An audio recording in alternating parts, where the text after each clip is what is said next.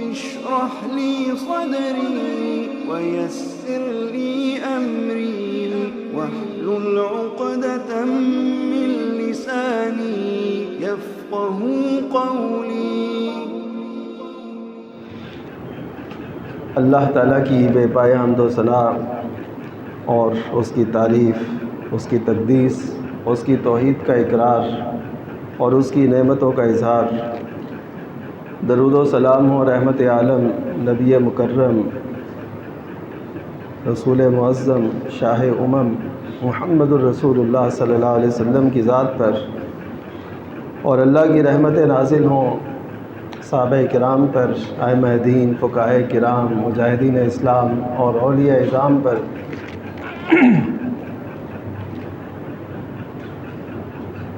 شریعت اسلامیہ کے اندر ہر ایک قوم کے حقوق، فرائض وہ متعین کیے گئے ہیں اور دائرہ بھی دیا گیا ہے کہ کون کیا کر سکتا ہے، کس کا اختیار کہاں تک ہے۔ جیسا کہ ایک اسلامی ریاست کے اندر اگر دیگر مذاہب کے لوگ رہتے ہیں تو وہ کس کس چیز کے پابند ہیں اور کس چیز کا وہ حق رکھتے ہیں، یعنی ان کے حقوق و فرائض کیا ہیں۔ حقوق وہ ہوتے ہیں جو انہوں نے ادا کرنے ہوتے ہیں، جو ان کے لیے کیے جاتے ہیں، اور فرائض وہ جو انہوں نے ادا کرنے ہوتے ہیں۔ تو یہ ہر ایک پر اپنی اپنی حیثیت سے یہ حقوق و فرائض نافذ ہوتے ہیں، وہ لینے بھی ہوتے ہیں اور دینے بھی ہوتے ہیں، ادا بھی کرنے ہوتے ہیں اور اپنا حق بھی لینا ہوتا ہے۔ تو ایسی صورت میں جو غیر مسلم اسلامی ریاست میں رہتے ہیں وہ ان کو اسلامی ریاست ہر قسم کا تحفظ دینے کی پابند ہوتی ہے۔ اسے معاہد کہتے ہیں، یعنی جس قوم سے معاہدہ ہوا ہو، اس کے بڑی تفصیل سے قرآن مجید کے اندر بھی اور حدیث مبارکہ کے اندر بھی، اور جو اسلامی ریاست کے متعلق یا جو معاملات ہیں ریاستین کے حوالے سے جو کتب ہیں فقہا کی، ان کے اندر بھی یہ تفصیل موجود ہے کہ وہ کس کس چیز کے پابند ہیں اور کیا کیا انہیں کرنا چاہیے۔ ان میں سے تو ایک تو یہ ہے، نبی کریم صلی اللہ علیہ وسلم کا ارشاد ہے کہ آپ نے فرمایا کہ جس نے کسی معاہد کو قتل کیا، جس قوم سے معاہدہ ہو، تو اس کا کوئی فرد اگر مسلمانوں سے قتل ہو جائے تو نبی کریم صلی اللہ علیہ وسلم کے ارشاد کے مطابق وہ شخص جس نے اس کو قتل کیا وہ جنت کی خوشبو بھی نہیں پائے گا۔ یعنی اسلام اس قدر عادلانہ رویہ اور نظام رکھتا ہے کہ جس نے ہمیں اپنے تحفظ کے لیے کچھ عہد معاہدہ مسلم ریاست سے کیا ہے، اب وہ ریاست نہیں بلکہ اس کے ایک ایک فرد پر لازم ہے کہ وہ ان کا خیال رکھے، ان پہ کوئی حرف نہ آنے دے، بلکہ یہاں تک بھی کہا گیا کہ ان پر کوئی ایسی مشقت نہیں ڈالنی جو کر نہیں سکتے۔ اسی طرح ان کو اپنی ڈومین کے اندر، اپنے اس حدود اربع کے اندر، اپنی بستیوں کے اندر وہ جو کرنا چاہیں ان کو اس بات کی اجازت۔ اسی طرح ان کے جو معبد ہیں جہاں وہ عبادت کریں، چاہے وہ کنیسے ہوں، گرجے ہوں، وہ صومعہ ہوں، جو یہود کی عبادت گاہیں ہوتی ہیں، جو بھی ہو، تو ان کو تحفظ یہ بھی دیا گیا ہے۔ اس میں اختلاف ہے کہ وہ نئے بنا سکتے ہیں کہ نہیں، تو یہ اپنے علاقوں میں، اپنی بستیوں میں تو وہ نئے بنا سکتے ہیں، لیکن وہ اسلامی ریاست انہیں بنا کے دینے کی پابند نہیں ہے کہ وہ انہیں ان کے معبد بنا کے دے کہ وہاں پہ عبادت کی جائے۔ تو اسی طرح ان کے ذمے جو فرائض ہیں وہ کیا ہیں؟ ان میں سے ایک یہ ہے جس کو ایک عیسائی نے بھی لکھا، وہ ایک کتاب ہے قرآن و سنت کی روشنی میں اقلیتوں کے حقوق۔ یہ ایک سردار مسیح گل ہے، اگل، اس نے یہ کتاب لکھی اور وہ ادھر ہی سے سمن آباد سے چھپی ہے، تو اس کے اندر وہ خود لکھتا ہے کہ اس نے تحریر جو ہے وہ رئیس جعفری کی وہ لکھی ہے جو اسلام کے متعلق ہے. تو وہ کہتا ہے کہ ان کے ذمے ہے، یعنی جو بھی اقلیت کسی اسلامی ملک میں رہتی ہے اس کے یہ ذمے لازم ہے کہ وہ کوئی ایسا انتشار افتراق پیدا نہ کرے جس سے ریاست کو نقصان پہنچے، اور ان کی کوئی مذہبی یعنی مسلمانوں کی یا جس ملک میں وہ رہ رہے ہیں ان کے ساتھ کوئی ایسا وہ فتنہ و فساد بپا نہ کرے. تو اسی طرح شریعت اسلامیہ کے اندر اگر ہم دیکھیں تو عہد صحابہ میں، عہد تابعین میں یہ تو چیز موجود تھی، اور خلافت راشدہ میں کہ وہ ان کو ان کے حق دیتے تھے، اور ایسے حق دیتے تھے جو ان کو ان کی حکومتیں بھی نہیں دیتی تھیں. اس کا ایک واقعہ آپ کے گوش گزار کرنا چاہتا ہوں. یرموک جو بڑی اسلام اور یہ رومیوں کے ساتھ مسلمانوں کی ایک جنگ ہے، یرموک جو عہد عمر رضی اللہ تعالیٰ عنہ میں ہوئی، اس میں وہ مشہور واقعہ کہ ایک کو پانی پلانے گئے، پھر دوسرے نے صدا دی تو دوسرے کو، یہ اسی جنگ کا واقعہ ہے. تو اس جنگ کے اندر مسلمانوں کو ضرورت تھی کہ جہاں جہاں افواج مسلمانوں کی موجود ہیں وہ یہاں پہ جمع ہوں، کیونکہ اہل روم نے بہت بڑا لشکر عساکر وہ تیار کیے تھے مسلمانوں کے مقابلے میں. اب ان سے مقابلہ تھا. تو ہوا یہ کہ مسلمانوں نے جن علاقوں کو فتح کیا تھا، جن علاقوں پہ مسلمان فاتح حیثیت سے داخل ہو چکے تھے، اب وہاں کی جو عیسائی کمیونٹی تھی، وہاں کا جو عیسائی معاشرہ تھا، تو انہوں نے جزیہ دے کے کہ ہمارا تحفظ کیا جائے، ہم یہیں رہیں گے. تو اس میں پھر شریعت کہتی ہے کہ ان کو مکمل تحفظ دیا جائے، ان کے حقوق کا خیال رکھا جائے. ان دنوں وہاں پہ سیدنا ابو عبیدہ بن جراح رضی اللہ تعالیٰ عنہ ان کے سالار تھے، اور ان کو نبی کریم صلی اللہ علیہ وسلم نے امین هذه الامہ، اس امت کے امین یعنی قابل اعتماد شخص ان کو قرار دیا، سیدنا ابو عبیدہ بن جراح. تو وہ کیسے امین ثابت ہوئے کہ انہوں نے جب ان کو ضرورت تھی افواج کی، انہوں نے ان علاقوں سے جو مفتوحہ علاقے تھے ان سے نکال کے افواج کو یرموک کی جنگ پہ اس کے محاذ پہ لے کے جانا تھا. تو انہوں نے اپنے ماتحت جتنے گورنر تھے ان کو حکم دیا کہ جن جن سے تم نے جزیہ لیا ہے ان کو تم واپس کر دو، کیونکہ اب ہم ان کا تحفظ نہیں کر سکتے، اب ہمیں ایک اور جنگ کے لیے جانا ہے. تو جب ان کو واپس کیا گیا، فتوح بلدان کے اندر علامہ بلازری نے یہ بات لکھی ہے کہ جب ان کو واپس کیا جانے لگا انہی کا جزیہ، تو وہ سب پریشان ہو گئے. ہمس کے وہ عیسائی تھے اور دیگر علاقوں کے وہ پریشان ہو گئے کہ ہمیں وہ روم کی ماتحتی میں، یعنی ہرقل جو شاہ روم تھا اس کی ماتحتی میں بھی ہمیں وہ راحت نہیں ملی جو ابو عبیدہ بن جراح اور ایک اسلامی ریاست کے ماتحت ہمیں یہ آزادی اور ہمیں ہمارے حقوق ملے. تو وہ سب رو رہے تھے، اور انہوں نے یہ بات کہی کہ آج کے بعد ہم ہرقل کے کسی کارندے کو اپنے علاقوں میں نہیں گھسنے دیں گے، ہمیں چاہیے تو بس مسلمان لوگ چاہیے جنہوں نے ہمیں ایسا حق اور ایسا تحفظ دیا ہے. اور ایسی ایمانداری ایک غیر مسلم کے ساتھ کہ انہوں نے کہا کہ اب ہم تحفظ نہیں دے سکتے، تو جو تحفظ کے عوض ہم نے ان سے جزیہ لیا ہے وہ انہیں واپس کیا جائے. کیسی امانت ہے، کیسی دیانت ہے، اور کیسے وہ عہد کی پاسداری ہے. سیدنا معاویہ رضی اللہ تعالیٰ عنہ، یہ سنن ابی داؤد کی روایت ہے، ان کے دور کے وہ ایک سالار تھے. تو انہوں نے ایسا کیا کہ روم سے ہی وہ معاہدہ تھا کہ جیسے سیز فائر کا معاہدہ ہوتا ہے کہ فلاں تاریخ تک ہم جنگ نہیں کریں گے. تو ابھی وہ تاریخ نہیں آئی تھی، تو سیدنا معاویہ رضی اللہ تعالیٰ عنہ نے پہلے ہی اپنی عساکر کو جمع کرنا شروع کر دیا بارڈر پہ، تاکہ جب وہ تاریخ آئے اس کے فوری بعد ہم ان پہ حملہ آور ہو جائیں یا جو بھی مقابلہ ہونا ہے ہو جائے. تو یہ ابھی نقل و حرکت شروع ہوئی مسلح افواج کی، تو اس وقت ایک شخص گھوڑے پہ دوڑتے ہوئے آئے اور وہ زور زور سے یہ پکار رہے تھے اللہ اکبر لا غدر،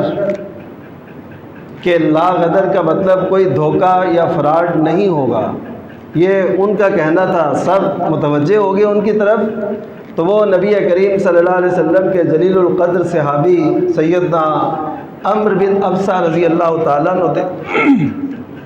انہوں نے آ کے یہ کہا کہ میں نے نبی کریم صلی اللہ علیہ وسلم سے سنا ہے کہ تمہارا اگر کسی قوم کے ساتھ معاہدہ ہو، کسی قوم کے ساتھ معاہدہ ہو،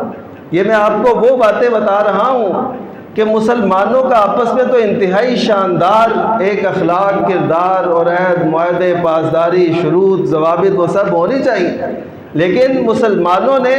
تاریخ کے اندر غیر مسلموں کے ساتھ بھی ایسے برتاؤ کیے کہ انسانی تاریخ آج تک ششدر اور حیران ہے کہ مسلمانوں کے ایسے کردار بھی تھے۔ انہوں نے کہا نبی کریم صلی اللہ علیہ وسلم سے میں نے سنا ہے کہ جب بھی کسی قوم سے تمہارا معاہدہ ہو تو تم یا تو علل اعلان اس معاہدے کو توڑو، علل اعلان یہ نہیں کہ تم اپنی طرف سے توڑ دو، ان کو اطلاع نہ دو۔ اگر تم نے اس کی کسی شک کو ٹائٹ کرنا ہے، کسی کو کم کرنا ہے، لوز کرنا ہے، تو پھر بھی تمہیں ان کو بتانا پڑے گا۔ تو اب یہ جو ہماری نقل و حرکت ہے یہ ان کی نقل و حرکت کے خلاف ہے۔ کیسے کہ وہ تو ابھی تک تیار نہیں ہے اور ہم پہلے سے تیار ہو کہ اگر وہاں پہ مورچہ زن ہو جائیں تو یہ اس عہد کی خلاف ورزی ہے جو ان سے ہمارا ہوا ہے۔ تو سیدنا معاویہ رضی اللہ تعالیٰ عنہ نے جب یہ حدیث رسول سنی تو انہوں نے اپنا جو ارادہ تھا وہ ترک کر دیا۔ اس سے سیدنا معاویہ رضی اللہ تعالیٰ عنہ کی شان اور حدیث رسول سے جو محبت ہے وہ بھی واضح ہوتی ہے، اور مسلمانوں کا جو کفار کے ساتھ برتاؤ تھا وہ بھی واضح ہوتا ہے کہ وہ کس قدر خیال رکھا کرتے تھے ایسی باتوں کا کہ کوئی بھی جو اسلامی عہد ہے اور اسلام کے جو احکام ہیں ان کی خلاف ورزی غیروں سے بھی نہ ہو۔ تو اس میں ہمارے لیے بھی بہت بڑا درس ہے کہ ہم بھی کوئی ایسا اقدام نہ کریں جس سے اللہ اور اس کے رسول کی مخالفت لازم آتی ہو۔ باقی یہ تو ذمیوں کے حقوق یا فرائض کی کچھ بات تھی، لیکن یہ چیز تو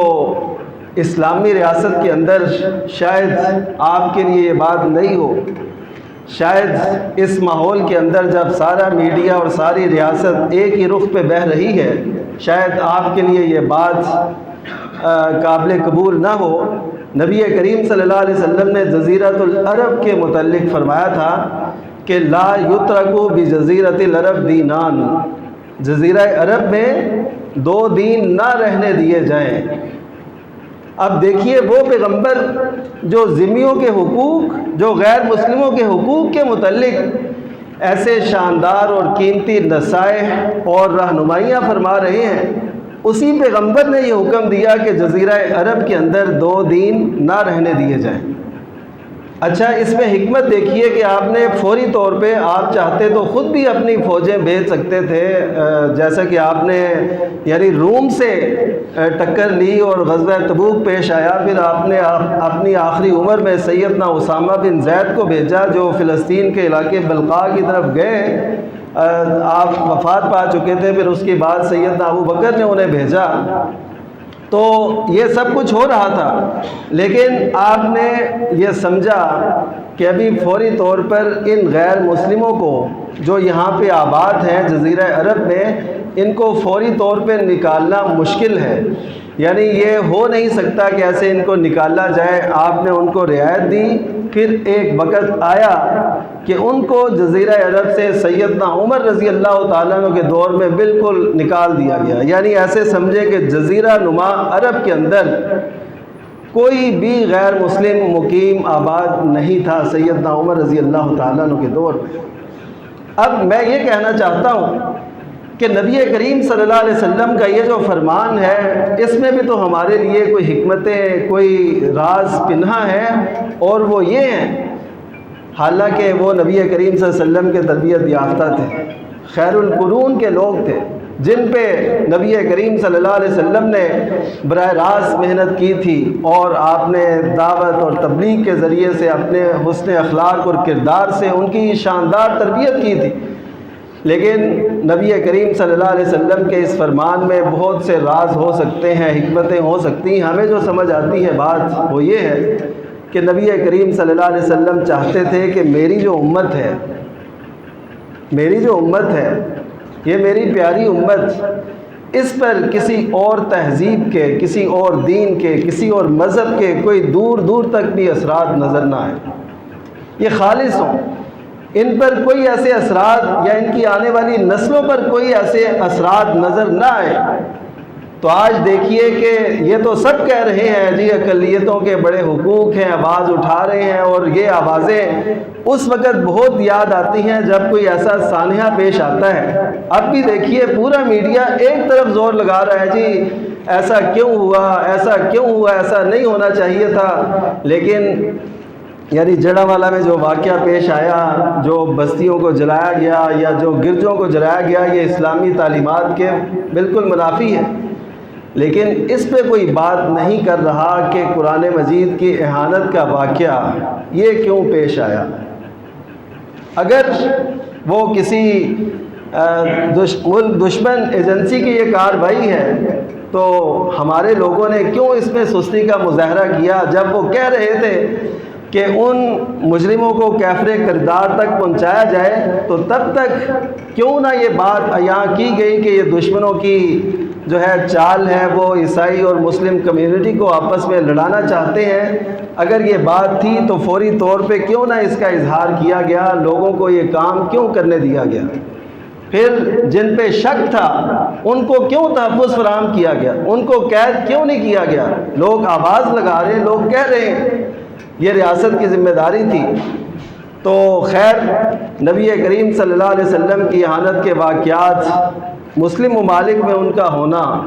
اور اسی طرح قرآن مجید کی اہانت کے واقعات کا مسلم ممالک میں ہونا اور اقلیتوں کی طرف سے ہونا، یہ ایک بہت بڑی جسارت ہے۔ کسی کے اندر یعنی دور دور تک یہ سوچ بھی نہیں ہونی چاہیے کہ وہ مسلم ملک میں رہتا ہو اور وہ نبی کریم صلی اللہ علیہ وسلم کی اہانت کر سکے یا قرآن مجید کی اہانت کر سکے۔ یہ کیوں ہوتا ہے؟ آپ دیکھیے کہ جب آسیہ مسیح کا کیس تھا تب بھی اس نے نبی کریم صلی اللہ علیہ وسلم کی اہانت کی، اور آپ جانتے ہوں گے ان دنوں نبی کریم صلی اللہ علیہ وسلم کی اہانت دنیا کے کئی ممالک میں، جس میں پیش ہیں ایک فرانس، سویڈن اور جو ہے تیسرا ایک ملک ڈنمارک، یہ 3 ملک جو ہیں یہ پیش ہیں۔ میں آپ سے کہوں گا، آپ بھی بڑے نیٹ کے کھلاڑی ہیں، آپ جا کے دیکھیے کہ ان تینوں ملکوں کے اندر ایسے لوگوں کی تعداد بہت زیادہ ہے جن کو اپنے باپ کا بھی پتہ نہیں ہے۔ تو جن کو اپنے باپ کا بھی پتہ نہیں ہے وہ اٹھ کے ایسی جسارتیں کرنے لگتے ہیں، تو یہ ان کے یعنی ناجائز اولاد ہونے کی ایک دلیل ہے کہ جن کے اندر اپنے باپ کی وہ تربیت ہی شامل نہیں ہے، جن کو اپنے باپ کا پتہ ہی نہیں ہے۔ سادہ سے لفظوں میں اس کے بڑے غلط معنی ہیں، وہ میں اسٹیج پر کہنا نہیں چاہتا۔ تو ایسے لوگ وہ نبی کریم صلی اللہ علیہ وسلم کے خلاف یہ اقدام کر رہے تھے، تو آسیہ مسیح نے وہی بات کی جو وہ کہتے تھے۔ میں ان الفاظ کو ادھر دہرانا نہیں چاہتا، وہ کسی عام عورت کے، یہاں کی عورت جو یہ چھوٹے موٹے درجے کے کام کرتی ہو، یہ وہ نہیں کہہ سکتی۔ یہ ہمیں پتہ ہے کہ جو لوگ ایسی استشراق، جو مستشرقین ہیں، ان کی باتیں اپنی زبانوں پر لاتے ہیں۔ اس کے بعد اب دیکھیے قرآن مجید کی وہ چلی لہر، قرآن مجید کی اہانت کی کوشش کی گئی سویڈن کے اندر، اس کے بعد ایک اور کوشش کی گئی، جسارت کی گئی، اور اس کے بعد اب جو واقعہ پیش آیا وہ قرآن مجید کی اہانت کا تھا۔ تو یہ سارے باتیں کچھ نہ کچھ ہمیں بتاتی ضرور ہیں۔ ہم کہتے ہیں اللہ کرے ایسا ہی ہو کہ دشمن نے ایسا کیا ہو، لیکن کوئی بعید نہیں ہے، اور ہمیں ہمیشہ سے بہت احتیاط سے رہنا چاہیے، اور ہمیں قرآن مجید سے اپنا تعلق بڑا مضبوط کرنا چاہیے، نبی کریم صلی اللہ علیہ وسلم سے اپنا تعلق بہت مضبوط بنانا چاہیے، کیونکہ ہم نے صرف ریاست ہی کو جواب نہیں دینا، ہم نے اللہ تعالیٰ کے حضور بھی جواب دینا ہے۔ آج جس دنیا میں ہم جی رہے ہیں ہمارا وزن کسی نہ کسی پلڑے میں ضرور ڈالا جاتا ہے۔ یہ نہ سمجھیے کہ ہم بس آزاد ہیں، ہم نیوٹرل ہیں، ہم جہاں جو مرضی کریں کہیں، نہیں، آپ اگر خاموش ہیں تو پھر بھی آپ کا وزن کسی پلڑے میں ڈالا جا رہا ہے۔ آپ اگر اپنی تہذیب سے، اپنی ثقافت سے، اپنے لباس سے، اپنی حجامت سے بازاروں میں پھرتے ہیں، دفتر میں جاتے ہیں، تب بھی آپ ایک دعوت کا کام کر رہے ہیں، وہ چاہے شر کی طرف ہو چاہے خیر کی طرف ہو۔ تو ہم سب کو شعور سے جینا چاہیے اور ان باتوں کا خیال رکھنا چاہیے، ان خدشات کا بھی خیال رکھنا چاہیے۔ میں کہتا ہوں کہ یہ بات ٹھیک ہے کہ یہ دشمن نے ایسے کیا ہوگا، ایسے چانسز موجود ہیں، جو یعنی رائے ہے جو پاکستان کی ہمیشہ مخالفت میں اور بہت سے ایسے اقدامات وہ کر جاتی ہے، ہو سکتا ہے اس کی یہ کارروائی ہو۔ لیکن مجھے بتائیے کہ ایک بل پیش ہوا ہمارے ایوان بالا کے اندر، وہ بل کیا تھا؟ صحابہ کرام رضی اللہ عنہم اور اہل بیت رضی اللہ عنہم، ان کے متعلق کوئی بھی کوئی لفظ کہے نازیبا تو اس کی یہ سزا ہوگی۔ یہ بل اب کا نہیں تھا، یہ بل ایسے سمجھیے کہ صوبائی یعنی پنجاب اسمبلی سے بھی پاس ہوا، اس کے بعد مولانا عبدالاکبر چترالی جو ہیں انہوں نے قومی اسمبلی میں پیش کیا، وہاں سے بھی پاس ہوا، پھر یہ ایوان بالا میں گیا، وہاں سے بھی پاس ہوا، یعنی سینیٹرز نے سب نے اکثریت اس کو پاس کر گئی، اس کو یعنی انہوں نے اپنا مرحلہ وہ پورا کر دیا۔ حافظ عبدالکریم حفظہ اللہ انہوں نے وہ پیش کیا اور پورا وہ طے ہو گیا۔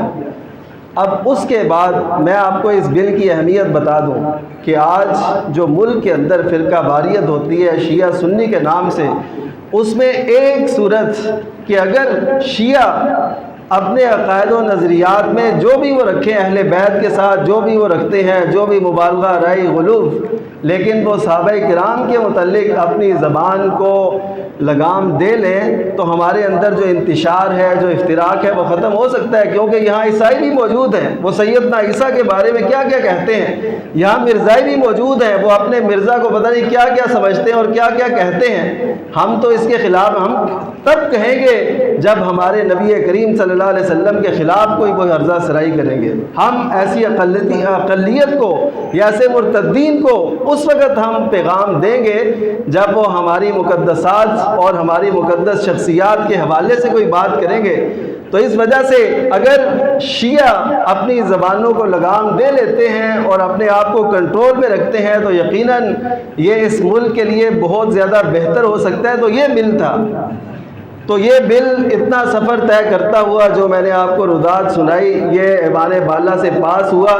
اب صدر نے اس پہ سائن نہیں کیے، کیونکہ اس کے سائن ہونے تھے تو یہ قانون کا حصہ بننا تھا۔ اب مجھے بتائیے اتنے بڑے انتشار اور افتراق، فرقہ واریت، اس کے توڑ کے لیے ایک حل پیش کیا گیا۔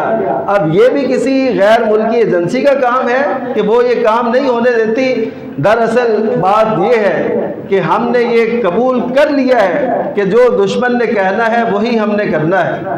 کیونکہ ہم ان کے مقروض بھی ہیں، ان کی معاشی بالادستی بھی ہے، ان کے نظام بھی سب چل رہے ہیں۔ تو ان نظاموں کو روکنے کے لیے ایک مسلمان کو شعور سے جینا ہوگا کہ وہ کس انداز سے جیتا ہے اور کیا کرتا ہے، اور آج کے دور کے اندر کیسے کیسے فتنے اور کس کس انداز سے یہ سارے مرحلے ہوتے ہیں، ہمیں اس سے صحیح معنوں میں آشنائی نہیں ہوتی۔ ہم یہ سمجھتے ہیں یہ معمول کی باتیں اور ایسے ہوتا رہتا ہے، ایسا نہیں ہے۔ بہت سی باتیں اس میں پلان کے ساتھ باقاعدہ شامل کی جاتی ہیں اور ہمیں شعور سے جینا چاہیے۔ اور سب سے بڑی بات، ہمیں اسلام کے ساتھ جو اپنا تعلق ہے وہ ایسا مضبوط بنانا چاہیے کہ جس میں کوئی ہم سے وہ ہماری جو اسلام کی دولت ہے وہ نہ چھین سکے۔ اب دیکھیے کہ لوگ یہ کہہ رہے ہیں، اور اب بھی اس سے پہلے بھی جب بھی کوئی ایسا سانحہ واقعہ ہوتا ہے تو اقلیتوں کے حقوق اور ان کے بارے میں بڑی بات کی جاتی ہے، لیکن جو اصل مسئلہ ہوتا ہے کہ اہانت رسول کیوں ہوئی، اہانت قرآن ہوئی کیوں؟ آپ دیکھیے کہ اسلام کے اندر بھی یہ ضابطہ ہے اور عالمی سطح کا قانون ہے کہ کوئی شخص رد عمل کے طور پہ کچھ کرتا ہے، رد عمل کے طور پہ، یعنی آپ سمجھیں حدیث کو لے لیتے ہیں، نبی کریم صلی اللہ علیہ وسلم نے فرمایا المستبانی ما قالا فعل البادی، کہ جو دو گالی دینے والے ہیں وہ جو بھی کہتے رہیں تو اس پر یہ جو ذمہ داری ہے اس پہ عائد ہوگی جس نے آغاز کیا، یعنی جو پہلے جس نے گالی دی کسی کو، اصل جرم اس کا ہے، کیونکہ جو رد عمل میں گالی دی جاتی ہے وہ تو پھر ہونا ہی ایسے ہے، جب آپ کسی کو کچھ کہیں گے، چھیڑیں گے، آپ اس کو والد والدہ کے نام کا طعنہ دیں گے تو وہ تو پھر ایسا کرے گا۔ تو جو ابتدا کرنے والا ہے گالی کی، اصل جرم اس کا ہوتا ہے۔ اب اس بات کو کوئی نہیں لے رہا کہ اصل جرم پیش کیوں آیا، ثانیہ یہ اب کی بات نہیں ہے، جب بھی ایسا ہوتا ہے تو یہ آواز اٹھنے لگتی ہے جی اقلیتوں کے حقوق اور اس کے مطابق وہ سارا کچھ کیا جاتا ہے۔ میں تو سمجھتا ہوں ہمارے ملک کے اندر مسلمانوں سے زیادہ اقلیتوں کے حقوق ہیں،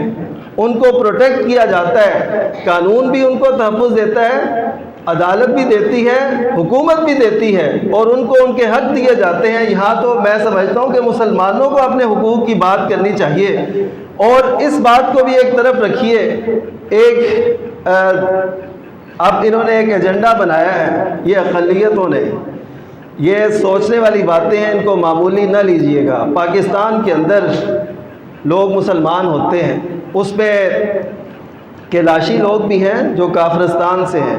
اس میں عیسائی بھی ہیں جو مسلمان ہوتے ہیں، اس میں ہندو بھی ہیں جو مسلمان ہوتے ہیں۔ اب انہوں نے سب نے مل جل کے ایکا کر لیا کہ یہ بات مشہور کرنی شروع کر دی کہ پاکستان میں جبراً لوگوں کو مسلمان بنایا جاتا ہے، حالانکہ وہ جو مسلمان ہونے والے ہیں ان کے سارے ریکارڈ موجود ہیں، وہ کب ہوئے، کیسے ہوئے، ساری تفصیل، اور اب بھی وہ موجود ہیں۔ کوئی ایک بھی بتا دے کہ جبری طور پر کسی کو مسلمان کیا ہو، حالانکہ یہ جبر کر کر کے ان کو برگشتہ کرنے کی کوشش کرتے ہیں، ان سے مال چھین لیتے ہیں، بیٹے چھین لیتے ہیں، گھروں سے نکال دیتے ہیں، اور وہ رودات جو ہم عہد مکی میں کفار مکہ کے حالات میں پڑھتے ہیں، وہ کیسے کیسے جبر اور ظلم کرتے تھے، وہ داستانیں تازہ ہو جاتی ہیں سن کے۔ یعنی ایسے حالات سے مسلمان گزرتے ہیں جو نو مسلم ہوتے ہیں، ان سے بہت ظلم کیا جاتا ہے، اور ایسی رودات موجود ہے۔ آپ سنیں کسی کی تو آپ کو پتہ چلے کہ وہ کیسے کیسے ان سے سلوک کرتے ہیں کہ واپس ان کے دین میں داخل ہوا جائے۔ جبر وہ کرتے ہیں، لیکن کہنا یہ چاہتے ہیں کہ یہاں پہ زبردستی ایسا کیا جاتا ہے، یعنی ایسا کوئی قانون بنا دیا جائے جس کی چھتری کے نیچے کوئی بھی جو غیر مسلم ہے وہ مسلمان نہ ہو، اس کے لیے ایسی کڑی شرائط رکھی جائیں کہ کوئی مسلمان ہونا چاہے تو نہ ہو۔ آپ کو شاید یہ بھی یاد ہو کئی لوگوں نے اور ہم نے بھی یہ کہا اس وقت جب آسیہ مسیح کو رہائی ملی اور اس کو دنیا میں پذیرائی دی گئی، وہ پریس میں آنے لگی، وہ لوگوں کے سامنے آنے لگی، ہم نے اس وقت بھی کہا تھا کہ آج جو اس کو تحفظ دیا گیا ہے، جو اس کو پذیرائی ملی ہے، اس کے نتیجے میں ایسے واقعات کا اس ملک میں ہونا یقینی امر ہے۔ لوگ دیکھیں گے کہ ایسے کرنے سے ہمیں یہ کچھ ملتا ہے، چلیں وقتی تھوڑی مشکل وہ سہ لیں گے، اور بعد میں ہمیں یورپ ہمارا خریدار بنے گا اور ہمیں یہ ملے گا وہ ملے گا۔ ہم کہتے ہیں کہ مسلمانوں کو جینا ہے تو ہوش کی آنکھوں سے اور ہوش سے جینا ہے، تاکہ ہم ان کی ان چالوں کو سمجھ پائیں، اپنے اندر اتحاد اتفاق پیدا کریں، اور خلاف اسلام جو بھی سازشیں ہیں ان کو ہم جو ہے پاؤں تلے رون دیں اور مسلم امت بن کے جئیں۔ نبی کریم صلی اللہ علیہ وسلم کے ایک صحابی سیدنا کعب بن مالک رضی اللہ تعالیٰ عنہ، ان سے بائیکاٹ ہوا تھا۔ میں آپ کو بتاتا ہوں کہ ریاست سے محبت اور اسلام سے محبت کیسے رگ و پے میں سمائی ہوتی ہے۔ کعب بن مالک ان 3 شخصیات میں تھے جن سے بائیکاٹ کیا گیا تھا، کیونکہ وہ غزوہ تبوک سے پیچھے رہے تھے، 50 دن ان سے بائیکاٹ رہا، صحیح بخاری کی روایت ہے۔ تو یہ اطلاع غسان کے ایک حکمران کو ملی۔ غسان جو تھا یہ روم کی، اس وقت کی روم کی باج گزار ایک ریاست تھی، تو وہاں پہ یہ اس کی طرف سے ایک اس نے باقاعدہ قاصد بھیجا حضرت کعب بن مالک رضی اللہ تعالیٰ عنہ کے پاس۔ اس میں یہ تحریر تھی کہ اللہ تعالیٰ نے آپ کو ذلت کے لیے پیدا نہیں کیا کہ آپ بات کریں اور لوگ آپ کی بات بھی نہ سنیں، لیکن وہ معاشرہ جو تھا وہ مسلم معاشرہ، وہ نبی کریم صلی اللہ علیہ وسلم کا تربیت یافتہ تھا۔ تو آپ ہمارے پاس آئیں، ہم آپ سے ہمدردی کرتے ہیں، آپ جو کہیں گے ہم آپ کو دیں گے، آپ ہمارے پاس آئیں۔ سیدنا کعب بن مالک رضی اللہ تعالیٰ عنہ نے جب اس کا خط پڑھا، شاہ غسان کا خط تھا، ایسے سمجھے کہ آج جیسے امریکہ کی طرف سے کسی کو خط آ جائے تو وہ کتنا خوش ہوگا، اچھا میرا نام لے کے مجھے کہا گیا ہمیں تو پہلے ہی ویزا چاہیے، ہمیں تو پہلے ہی ایسی باتیں چاہیے کہ ہمیں بس کچھ مل جائے صحیح، ہم بس اس ملک سے نکلیں۔ ایسی صورتحال کے اندر سیدنا کعب بن مالک رضی اللہ تعالیٰ عنہ نے اس خط کو اسی قاصد کی آنکھوں کے سامنے تندور کے اندر ڈال دیا کہ میرے نزدیک اس کی کوئی حیثیت نہیں ہے۔ آج ہمیں بھی اگر آپس کی جو مشکلات ہیں، آپس کی دوریاں، اختلاف ہیں، ان کو ایک طرف رکھ کے اپنی ریاست کا دفاع، اپنے ملک کا دفاع اور اپنے نظریات کا دفاع کرنا ہے، اور اس پہ کوئی سمجھوتا نہیں کرنا۔ سب سے پہلے اسلام کا نمبر ہے، پھر ملک کا نمبر ہے، اور پھر ہمارے معاشرے کا نمبر ہے۔ اسلام کو عزت دیں گے تو اللہ تعالی ہمیں عزت دے گا۔ اسلام کے جو مبادیات ہیں، قرآن، سنت، نبی کریم صلی اللہ علیہ وسلم کی ذات مبارکہ، صحابہ کرام، اہل بیت، ان کو تحفظ دیں گے تو اس ریاست کو بھی تحفظ ملے گا۔ اللہ تعالیٰ اس نظریے کی خاطر ہمیں کچھ کرنے کی توفیق بخشے۔ وآخر دعوانا الحمدللہ رب العالمین۔ اشرح لي صدري ويسر لي أمري واحلل عقدة من لساني